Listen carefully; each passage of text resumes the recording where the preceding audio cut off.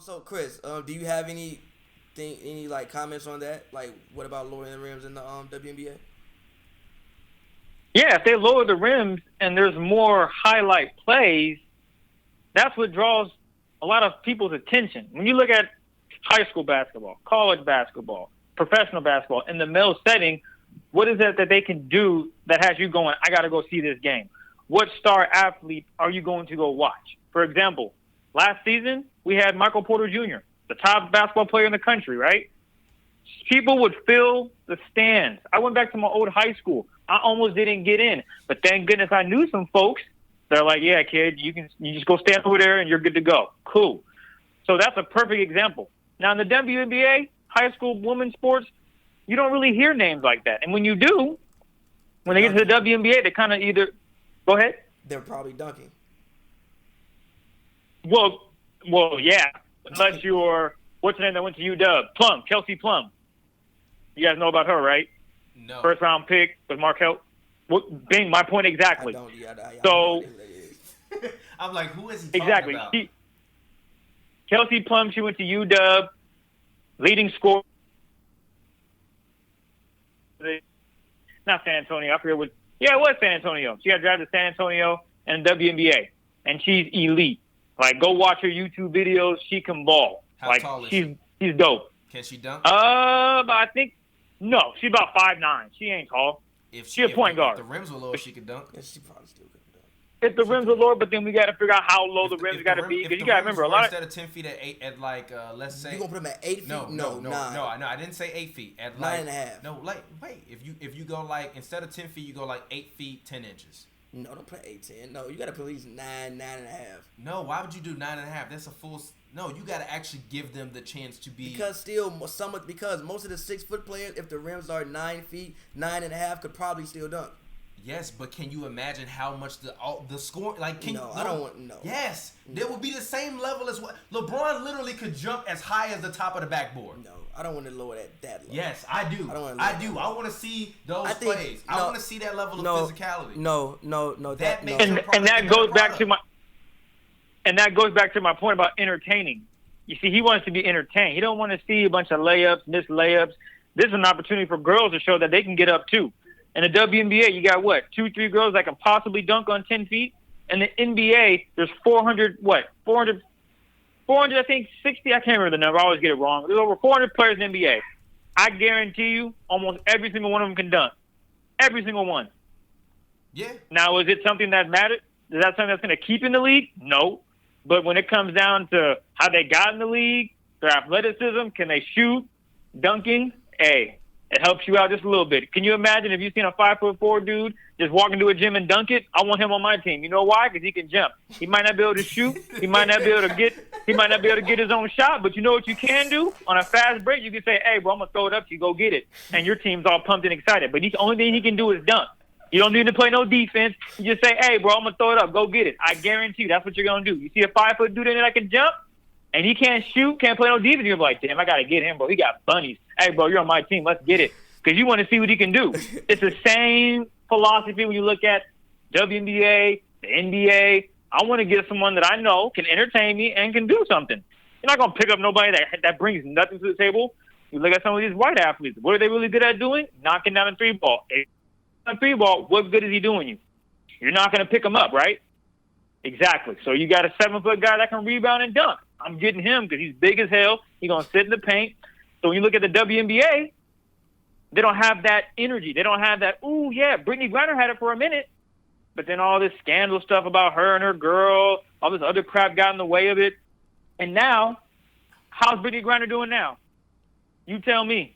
Hold on. My point. Wait a minute. I found an amazing article on the internet that kind of breaks this down, right? This comes from WNBA draft 21.blogspot.com. And this is an old issue from 2009, right? So of course it'll probably have changed, right? But basically it said that that in the 5 percentile number, the number where 95% of subjects exceeded the value, the mean number or average value of the 95 percentile of both sexes are men vertical, I believe is 16. The average is 16, 22, and 28. for women's, the average vertical is 10, 14, and 19. So in that instance, I'd probably say we lower the rim 10 inches and make it 9.2. Okay. Because then that's more equivalent to what the WNBA player is. And it said that also that the average NBA player is around probably 6'8" tall, while the average WNBA player is around 6 feet or 6'1". So that's a full 7 inches. That tall. Huh? I'm shocked to see even that tall. Exactly. So I think that it just means a better product and more exciting plays. And I think that everything that you said, exactly. Right. Like I this is one of the first times in Hoops and Brews where like we on the same, like we're all on the same page, and I'm genuinely surprised that no one is yelling right now. I just think that it would just be an overall better product. And I would much more like. I genuinely chose summer league games over WNBA playoff games. I mean, because you don't know any of the players. Why don't I know any of the players? I don't know any of the college players. I mean, I know some of the players. I know, like, I probably knew 8 college players that played in the actual summer league. Like, actually, like, beyond the top guys, I knew 8 guys outside of lottery picks. Like, who they were and what they did. I probably knew more than that. Got it. So let me pose this to you. What if the WNBA players aren't opposed to you lowering the rims? What if they say, no, we like the 10-foot hoops. Why would you want to lower it? What if you got a group of girls or a lot of NBA players that are like, nah, let's keep it 10? How would you try to pitch them a story? Well, Diana Taurasi, right, is one of, if not the probably. I mean, she's arguably one of the greatest WNBA players of all time. 5. Easily, top 5. She's easily the Michael Jordan in terms of scoring in the WNBA. But basically, Gino Oriyama said I'm sorry. Alina Deladon said in 2016, she told the papers that I think it would bring a whole different aspect to the game and bring viewership as well as show the athleticism of our women. We do every single thing on that court that the men do other than dunking. And obviously there's a handful of athletes who can dunk. But when you look at other sports like volleyball, their nets are lower. Golf, their tees are closer. It goes on and on. Tennis, they play tennis with sets. Why not lower our rim and let every single player in the league that can play above the rim like in the NBA can, right? And then Diana Taurasi responded. Oh, I'm sorry. She got some. No, wait a minute. Oh, I'm sorry. Diana Taurasi said they might as well put us in skirts and back in the kitchen. Like how? How? I understand them. I fully get it. It's how? Because it's a pride thing. It's like, you don't want to be second fiddle. Like, oh, so you're going to lower the rims because we're not as athletic. Like, no, our game is entertaining too. This is what we do. I get it from their standpoint. Sports is entertainment. I get it from their standpoint. Sports is it doesn't matter. You are only playing basketball for a professional living because people want to see you show up to games and play basketball. From her standpoint. The WNBA has been stagnant since it first arrived. I get it from arrived. her standpoint. We don't care. Like, override your, like, the greatest Lupe Fiasco lyric to me ever was, override your pride and decide retreat. You're not wrong, but I get it from her standpoint. You gotta override your pride and decide retreat. You're not wrong, but I get it from her standpoint. You can't complain about how much money Steph Curry makes or LeBron James makes or Neymar makes or all these guys make when you're not offering the same level of product that they're offering.